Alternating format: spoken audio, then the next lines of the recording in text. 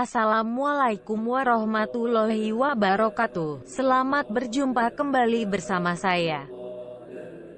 Ini pertemuan kita yang ke-30. Tema yang akan kita bahas adalah jurus Prana Sakti atau PS adalah jurus PSI informasi, konfirmasi dan informasi lagi yang terbaru. Tema ini merupakan kelanjutan dari tema pertemuan kita yang ke-29 yang lalu. Keduanya adalah satu yang tak terpisahkan.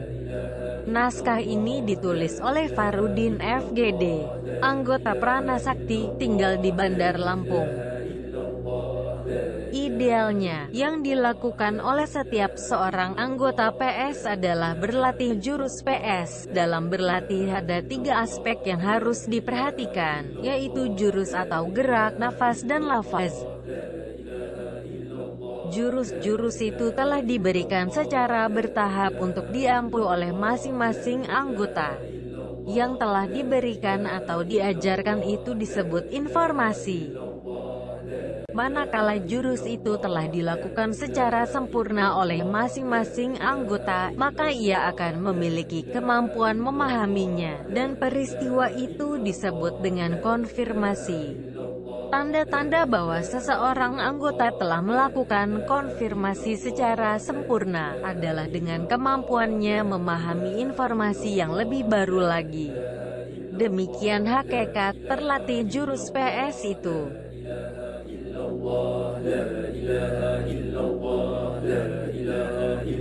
Memang berlatih ilmu PS itu membutuhkan waktu yang cukup lama, dan umumnya setiap seseorang membutuhkan remedi, maka tabah, sabar, rendah hati dan jiwa besar, dan itu memang selalu ditanamkan.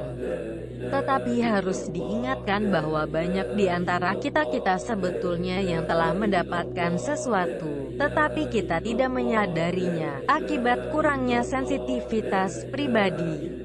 Sensitivitas pribadi itu terlepas dari genggamannya, hanyalah karena ia enggan menggunakan dan memanfaatkan jurus-jurus itu sesuai dengan kegunaannya masing-masing, di saat ia membutuhkannya. Bisa kita bayangkan, jika untuk kepentingannya sendiri pun kita tidak mau menggunakan jurus PS kita itu, apatah lagi untuk kepentingan orang lain. Semua ilmu, dan apalagi ilmu PS, dipastikan tidak akan berkembang di tangan orang-orang yang tak mengamalkannya.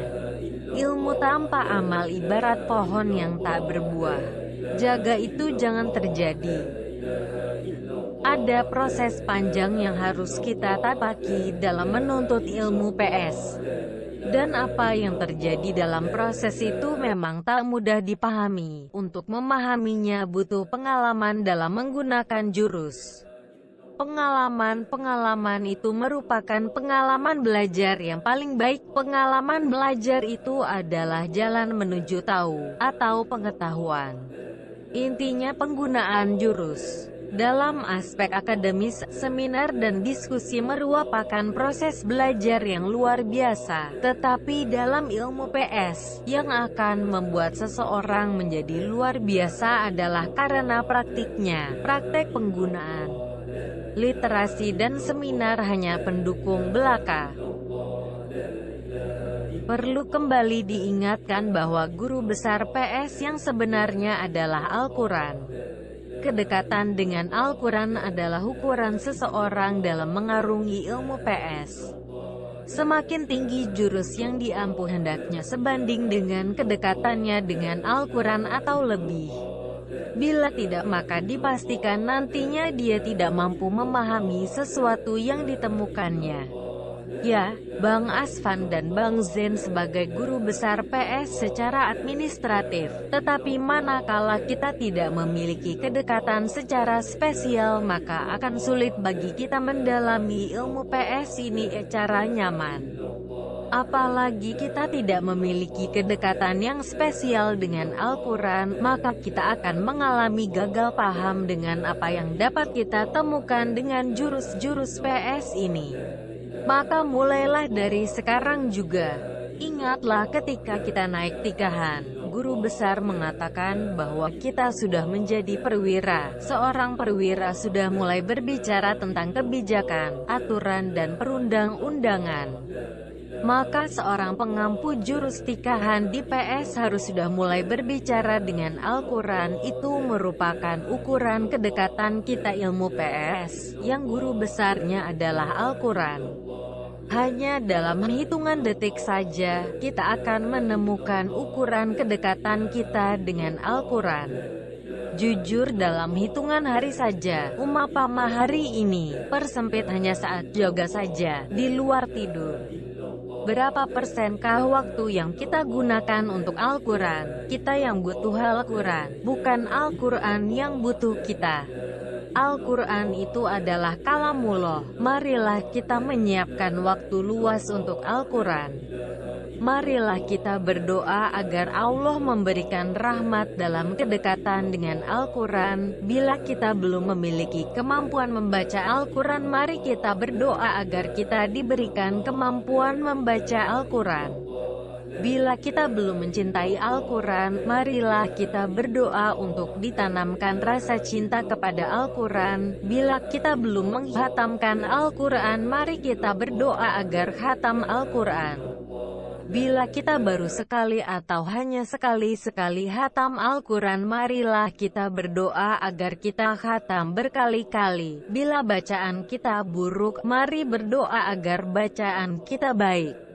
Bila hafalan kita sedikit, mari kita berdoa agar hafalan kita bertambah. Bila kita tak mengenal ilmu Quran, mari kita berdoa diperkenalkan dengan ulumul Quran. Ulang-ulanglah doa itu agar Allah mengijabahnya. Kita berdoa itu bukan untuk prana sakti, tetapi prana saktilah yang telah membantu kita. Setidaknya kita pantas menjadi perwira di prana sakti. Bagi yang belum menjadi perwira di prana sakti, maka dalamilah ilmu Al-Quran, karena Al-Quran adalah guru besar prana sakti, dan semua jawaban tentang prana sakti sejatinya ada dalam Al-Quran.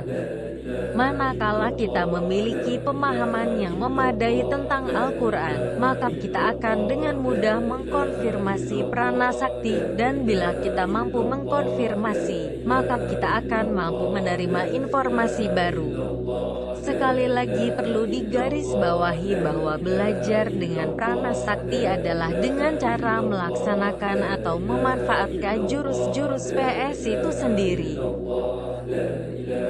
Cukup sekian pembicaraan kita, semoga bermanfaat. Wassalamualaikum warahmatullahi wabarakatuh.